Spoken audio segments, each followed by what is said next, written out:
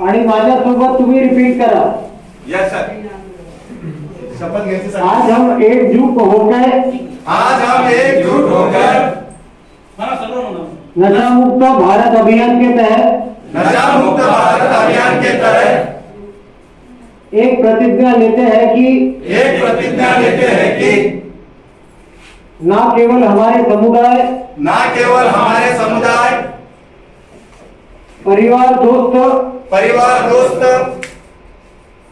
बल्कि खुद को नशा मुक्त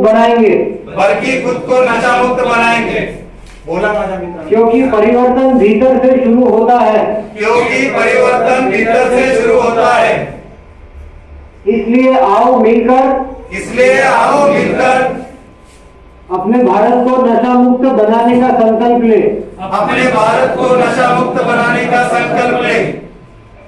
मैं प्रतिज्ञा करता हूं कि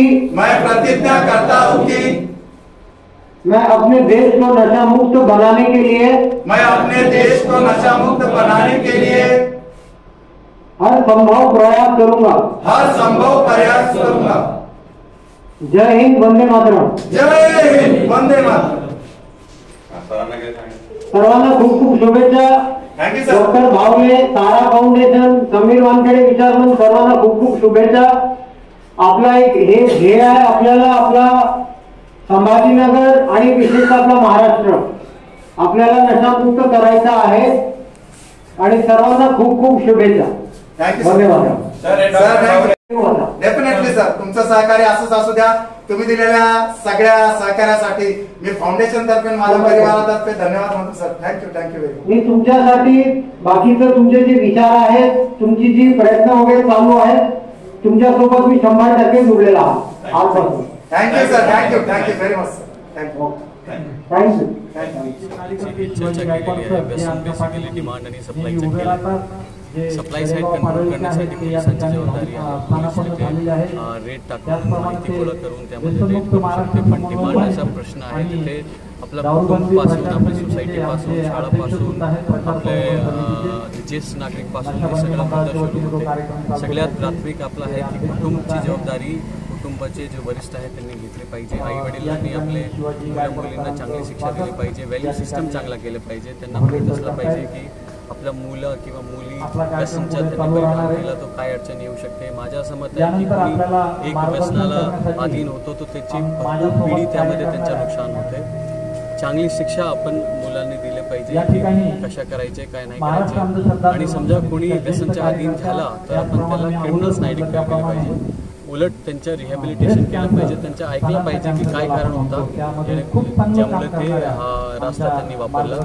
तो हे डिमांड साईड तेव्हा आपली कमी होईल। सप्लाय साईडसाठी सुद्धा मला आपल्या शहरवासी लोकांची मदत पाहिजे। मी पोलीस डिपार्टमेंट वतीने तुम्हाला सांगू इच्छितो की तुमची ओळख गुप्त राहील। तुम्ही आम्हाला माहिती सांगा कुठे ड्रग्स चालू आहे, कुठे बटन चालू आहे, कुठे इलिगल व्यवसाय चालू आहे, जेणेकरून आम्ही तिथे जाऊन रेड करू शकतो आणि त्याच्यावर आपण निर्बंध आणू शकतो। तो आपण सगळे लोक एकजूट होऊन काम केले तर नक्की आपलं शहर अजून चांगली दिशेमध्ये वाढेल। मी डॉक्टर कृष्णा रामचंद्र भावले आणि आज 24 सप्टेंबर दारूमुक्त घर दारूमुक्त गाव अभियानाचे प्रेरणास्थान असणारे आमचे वडील कैलासासी रामचंद्र नागोजी भावले यांचं तृतीय पुण्यस्मरण आणि या पुण्यस्मरणाच्या निमित्त दरवर्षीप्रमाणे आज इथं छत्रपती संभाजीनगरच्या पूर्ण जिल्ह्यांसाठी मोफत व्यसनमुक्तीचं शिबिर आयोजित केलेलं आहे। या शिबिरात सारा फाउंडेशन आणि समीर वानखेडे साहेब विचार मंच यांच्या संयुक्त विद्यमाने हा मोफत व्यसनमुक्ती उपचार शिबिर आयोजित केलेला आहे। या शिबिरात 200 पेक्षा जास्त परिवार आज सहभागी झाले आहेत आणि या परिवारांना पुढे पूर्णपणे व्यसनमुक्तीचा कार्यक्रम मोफत केला जाणार आहे। तर सारा फाउंडेशनच्या वतीने महाराष्ट्रासह गुजरातमध्ये आतापर्यंत किती लोकांना उपचार झाले? मी महाराष्ट्र, गुजरात आणि मध्य प्रदेश अशा तिन्ही राज्यात कार्य करतो।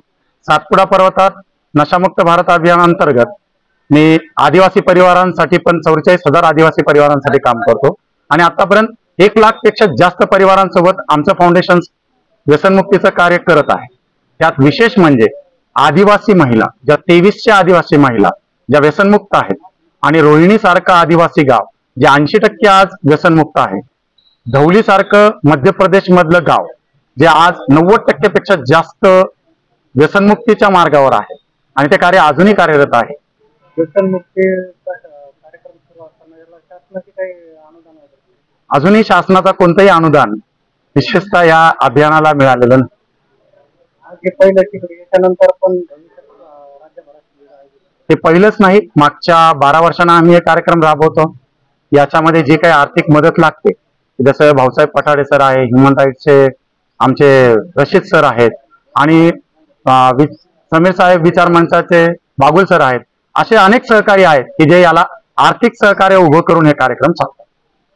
तरुण पिढी जास्तीत जास्त याला बळी पडते, त्यासाठी काय करायचं? तरुणांना एक मार्ग दिला पाहिजे की तो मार्ग की व्यसनापेक्षा त्यांना त्यांच्या एज्युकेशनकडे जाणं त्यांनी महत्वाचं आहे, आणि एज्युकेशनवर फोकस करण्यासाठी त्यांना अभ्यासात रुचीच्या ऐवजी ज्यावेळेस ते व्यसनाकडे जातात तर त्या व्यसनात त्यांना व्हिक्टीम न मानता, त्यांना दोषी न मानता त्यांच्या समोर याच्यातनं बाहेर पडण्याचा मार्ग उभा केला जावा, आणि तोही त्यांच्यासोबत कोणतीही बळजबरी न करता.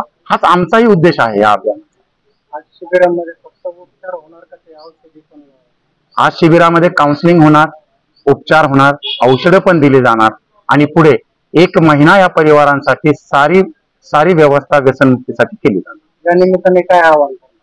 मी आव्हान हे करतो की जनतेनं कोणताही दारू पिणाऱ्या व्यक्तिमत्वाला, जो एक बाप आणि एक मुलगा आहे एका परिवाराचा, त्याला दोषी मानू नये. त्याची इच्छा आहे आपल्या परिवारासाठी जगण्यासाठी, आणि त्याला जगण्याचा जो मार्ग आहे तो उपलब्ध करून दिला जावा. आज इथं या कार्यक्रमामध्ये माजी पोलीस आयुक्त साहेब नवनीत कारत साहेब पण या कार्यक्रमात उपस्थित होते. त्यांचंही मी मनापासून आभार मानतो, आमच्या फाउंडेशनच्या मार्फत, समीर वानखेडे साहेबांच्या फाउंडेशन मार्फत.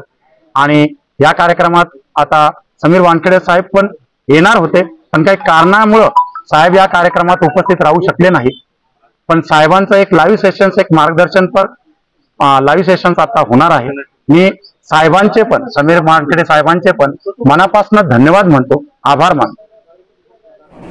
म्हणजे स्वतः समीर वानखेडे साहेब आणि सारा फाउंडेशन आणि डॉक्टर कृष्णा रामचंद्र भावले, मी आणि आमची सर्व team, Bhausaheb Pathade sir, Rashid sir, आम्ही सगळे एका मंचावर येऊन पुढे महाराष्ट्रामध्ये टोटल व्यसनमुक्तीसाठी लढा उभा करतो आहोत. आणि आम्ही धन्यवाद पण म्हणतो समीर वानखेडे साहेबांचं की त्यांनी दारूमुक्त घर दारूमुक्त अभियानाला जॉईन करून ते अभियान आपलं स्वतःचं मानून त्या अभियानासोबत कार्य करतात साहेब. आणि अपेक्षा ही आहे की पुढे हा कार्यक्रम महाराष्ट्रात नाही तर संपूर्ण भारतात चालावा, याच्यासाठीचा प्रयत्न साहेबांसोबत होता. मदत करायला लागली.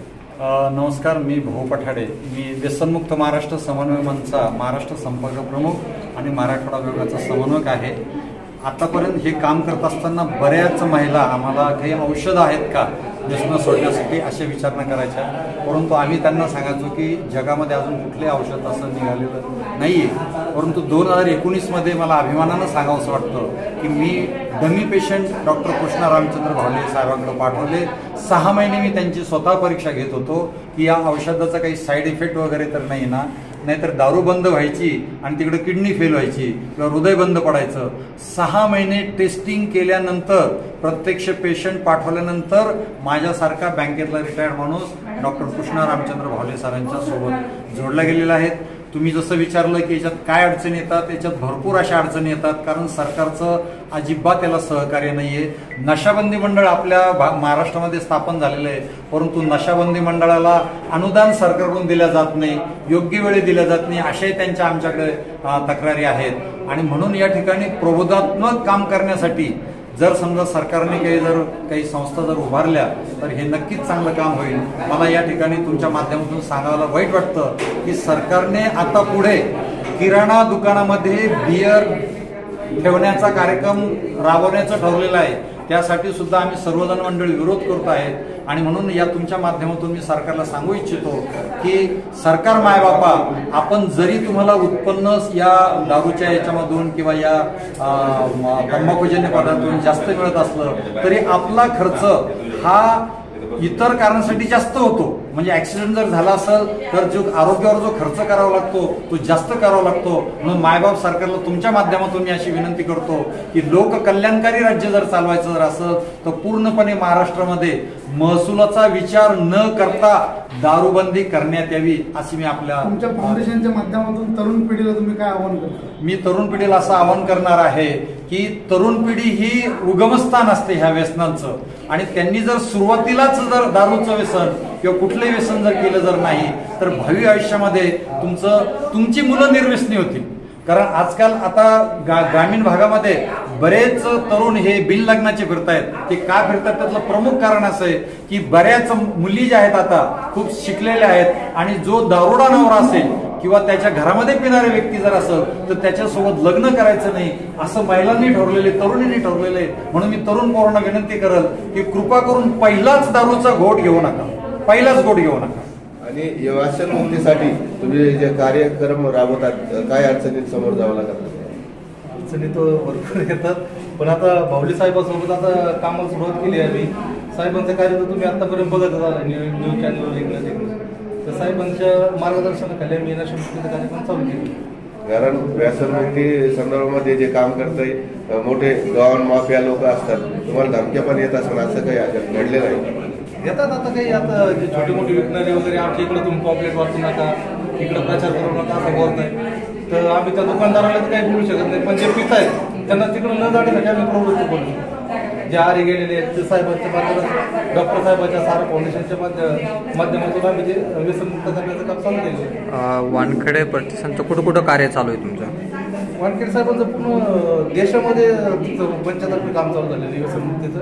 आता महाराष्ट्रामध्ये डॉक्टर भावले सोबत मोठ्या लेवलला काम सुरू आहे. आदिवासी पट्ट्यात आपलं नाव? माझं नाव दीपक भाऊ.